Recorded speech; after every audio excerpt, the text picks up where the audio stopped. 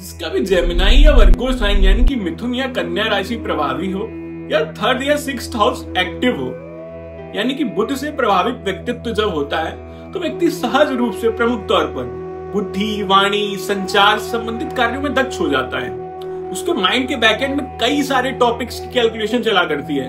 Communication में तो व्यक्ति सामने वालों को डोमिनेट कर ही लेता है, किंतु अपने बचाव व हित के लिए। हाँ, तो यह बात महत्वपूर्ण है कि अपने बचाव व हित के लिए इनकी प्रखर मेधा होती है। उसका सार्थक उपयोग इसमें ही है कि जब आपके पास यह समझ है कि क्या, कहां, कब, कैसे छोड़ देने में भी आपका हित है, उसको करने का साहस दिखाना चाहिए, क्योंकि तत्कालिक विजय ही सदैव कारक नहीं रहती।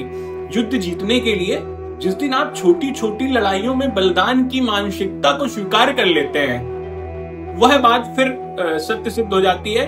राजा का उत्तराधिकारी राजकुमार ही होता है। हाँ, खुद को राजकुमार कहा है हमारे ऋषियों ने। हमारे ऋषियों का मत सदैव श्रेष्ठ रहा है, क्योंकि उनका चिंतन जो था वह शुद्ध था।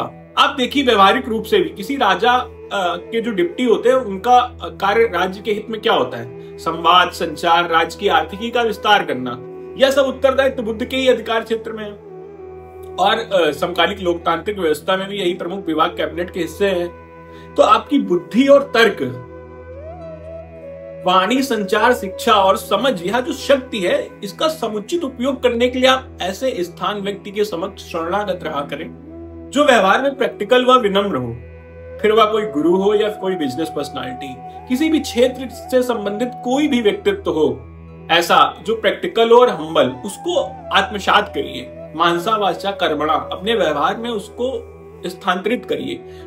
वह फिर कोई अगर स्थान है तो वहां पे ठहर कर चिंतन के द्वारा, व्यक्ति हो तो उसके मार्गदर्शन से, और वह यदि आत्मजन इस दृष्टि से जा चुका हो तो उसके पद चिन्हों को निहार कर, यानी कि उसके किए गए कार्यों को देखना, कि उनसे सीखना हर प्रकार से आपको प्रत्येक कर्म में आपके वास्तविक जीवन उद्देश्य से जोड़ देगा।